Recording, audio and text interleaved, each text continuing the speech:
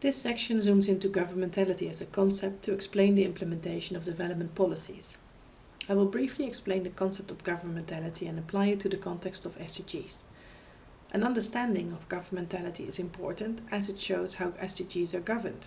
The SDGs are not legally binding, so global partners, such as the United Nations, must find ways to quietly make countries and people apply the suggested rules. Governmentality explains how you can enforce rules without legislation, so how you can make people do what you want them to do without forcing a law on them. However, there are also pitfalls to the perspective of governmentality, as there are pitfalls to the SDGs. And anthropological perspectives, which we will explain in part 2 of this online module, can offer a better lens to study the pitfalls and learn from them. So let us go back to the SDGs, or the global goals, and that slide that I used in the introduction. Here again you see the definition of the SDGs, and I've highlighted certain words that are key to the success of SDGs. And these are prosperity, build economic growth, and address a range of social needs. So the SDGs then has a kind of a logic which says that if you have strategies for economic growth and if you address social needs, you will get prosperity.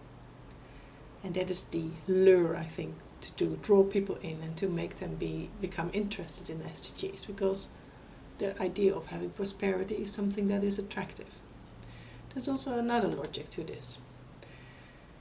You can also look at it as that there are practices from the global community, so that what the United Nations in this instance does, that combines interests of states of people, and that leads to a change in behavior. So look at it again. So we're looking at this again from the goal of the SDGs. So what they do, what the global community does, is to advertise economic growth and social needs. What these states and people want is prosperity and sustainable development, and what that then leads to is a change in behavior. That means that people will adopt the SDGs and start implementing it in their national context. And this little kind of sum, the practices plus the interest is the change in behavior, is something that we also call governmentality. And governmentality is actually introduced and developed by Michel Foucault. He's a French philosopher, and that's his picture. And governmentality is basically about how to govern. How to govern oneself, or how to be governed, and by whom should we accept to be governed, and who would be the best governor in this perspective. So it's all about how it happens, how governance happens, and how it's thought of, and how it's set out. And the point of governing is that, he argues, is that we want to shape human conduct by calculated means. We do so in order to secure the welfare of the population, and you can also see governmentality as the conduct of conduct. So we do certain things, we have certain practices to control or influence the conduct of other people, the behavior of people. Looking at the SDG implementations and looking at it from a governmentality process, where we focus on practices of government plus interests of people leads to a change of behavior, there are some issues with this policy implementation. And Howard and Wheeler have defined 3 problems. Howard and Wheeler is one of the 2 articles that you have to read for this online lecture. So they say there's actually 3 problems. The first is the problem of scale. The second, the problem of representation, and the third, the problems with community. Now, the problem of scale is related to the fact that this is a global framework.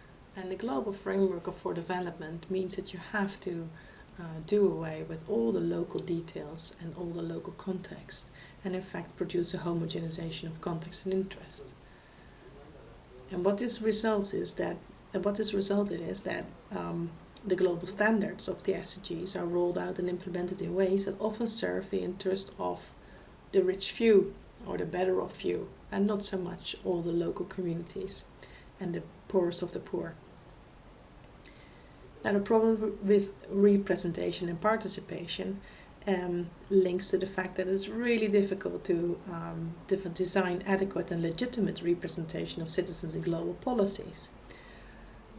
Often, the voices of the poorest and the most marginalized are left out, and it's very difficult to include their voices in the range of the perspectives that need to be represented within the SDGs. So together with the scale, that produces a homogenization of context and interest, you also get a homogenization of voices. And the final problem is the problem with the label or the word community. Up until now, the community has always been used in an overly normative and unproblemized way. We see this as the community that will make the SDG implementation participatory. However, the community is highly problematic in the sense that it includes very complex power relations and dynamics of exclusions and inclusions.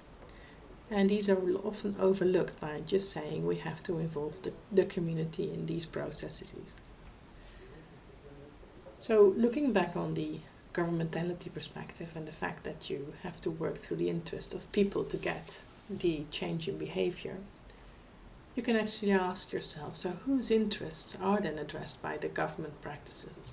Are these the interests of a lucky few, or people from the global north, or people from a certain type of gender, or people with a certain educational background, or are these actually representable for the whole community, including the poorest of the poor?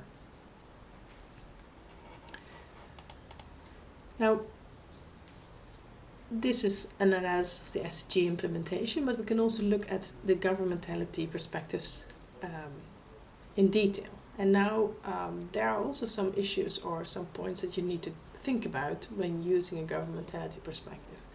And Tanya Marie-Lee, in her article, which is the second article you need to read for this online module, has a few questions about this.